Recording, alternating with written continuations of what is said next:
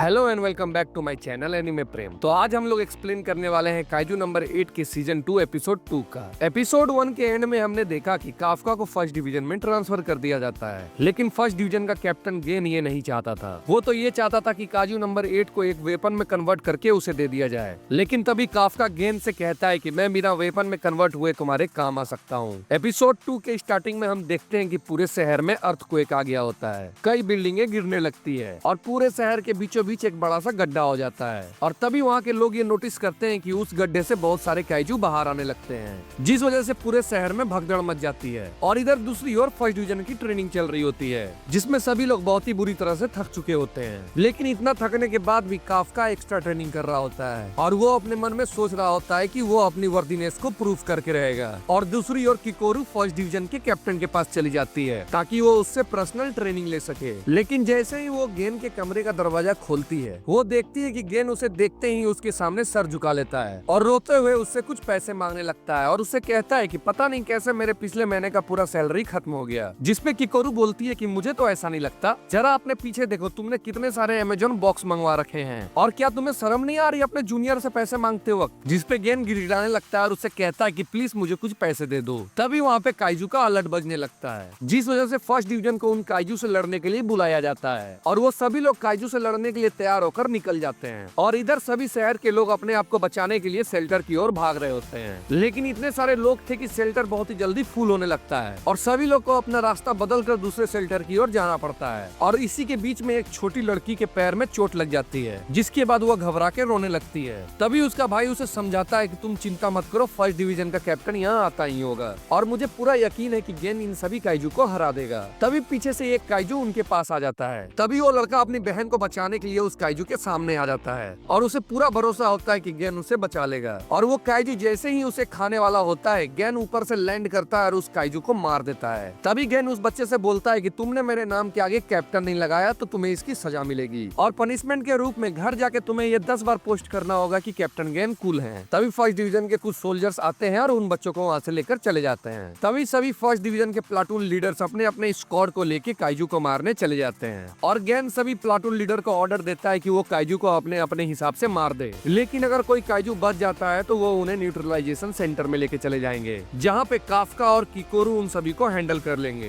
ताकि गेन ये देख सके कि वो लोग कितने काबिल हैं। और इधर हेडक्वार्टर्स में सभी प्लाटून लीडर्स पे नजर रखी गई होती है और इधर सभी सोल्जर्स काइजू के ऊपर अटैक करने लगते हैं और कुछ काइजू को न्यूट्रलाइजेशन सेंटर की ओर भेज दिया जाता है। और इधर किकोरू अपना हथियार निकाल लेती है और एक काइजू को तो एक ही अटैक में खत्म कर देती है, जिसे देखकर सभी लोग हैरान हो जाते हैं। लेकिन किकोरू इतने में खुश नहीं होती और उसे ये एहसास होता है कि वाइस कैप्टन सोसीरो उससे ज्यादा तेज हैं और कैप्टन मीना तो और भी ज्यादा ताकतवर हैं, जिस वजह से वो और भी ज्यादा स्पीड और ताकत से काइजू के ऊपर अटैक करने लगती है। और देखते ही देखते वो 3 काइजू को मार गिराती है और उसे देखकर उसके बाकी टीम मेंबर्स भी काफी ज्यादा एक्साइटेड हो जाते हैं और वो लोग भी एक एक करके सभी काइजू को मार गिराते हैं। लेकिन किकोरू अभी भी उन सभी से ज्यादा तेजी से काइजू को मार रही होती है, जिसपे फर्स्ट डिवीजन का वाइस कैप्टन गेन से कहता है कि तुम्हारे फर्स्ट ईयर के हिसाब से किकोरू काफी ज्यादा तेज है। जिसमें गेन चिल्लाते हुए बोलता है कि तुम पागल वागल हो क्या, मैं इससे काफी ज्यादा तेज था। फिर वो उससे बोलता है कि ये सब छोड़ो, यहाँ तो कुछ गड़बड़ है। ये एंड टाइप काइजू बहुत ही मुश्किल से सरफेस के ऊपर आते हैं, ये सब तो अक्सर जमीन के अंदर पाए जाते हैं, वो भी तभी जब कहीं टनल खुद रहा हो। और ये पहली बार है कि इतने सारे एंड टाइप काइजू सरफेस के ऊपर आए हैं। जिसपे वाइस कैप्टन इची बोलता है कि ये काइजू बहुत ही अजीब तरह से बिहेव करने लगे हैं और इन्हें देखकर मुझे थर्ड डिवीजन के ऊपर हुए अटैक का याद आता है। जिसपे गेन बोलता है कि तुम ठीक कह रहे हो, लगता है कोई पीछे से इन्हें ऑर्डर दे रहा है। तभी और भी काइजू काफका की ओर बढ़ने लगते हैं, जिन्हें देखकर काफका का पैर कांपने लगता है। और इधर हेडक्वार्टर में सभी लोग काफी ज्यादा एक्साइटेड होते हैं ये देखने के लिए कि काफका अब क्या करेगा। और इधर हम देखते हैं कि काफका की टीम काइजू से लड़ने के लिए तैयार हो जाती है और काफका भी हिम्मत जुटा के अपने आप को पार्शियली काइजू में ट्रांसफॉर्म करता है और पूरे जोश के साथ एक काइजू के ऊपर अटैक कर देता है, लेकिन उसके हमले से उस काइजू को कुछ नहीं होता। और इधर हेडक्वार्टर में किसी को ये समझ में नहीं आ रहा होता है कि काफका पूरी तरह से काइजू नंबर 8 में ट्रांसफॉर्म क्यों नहीं हो रहा। और इधर काफका भी अपने मन में सोच रहा होता है कि मुझे लगा ही था कि मैं इसे पार्शियली ट्रांसफॉर्म होकर नहीं हरा पाऊंगा। और वो अपने मन में ये सोच रहा होता है कि कहीं मैं काइजू नंबर 8 में पूरी तरह से ट्रांसफॉर्म होने के बाद आउट ऑफ कंट्रोल ना हो जाऊं। लेकिन वो सोचता है कि मैं इस समय ज्यादा सोच नहीं सकता और वो खुद को काइजू में ट्रांसफॉर्म करने लगता है और वो पूरी तरह से काइजू नंबर 8 में ट्रांसफॉर्म होने ही वाला होता है, लेकिन उसकी ट्रांसफॉर्मेशन फेल हो जाती है। और तभी वो एंड काइजू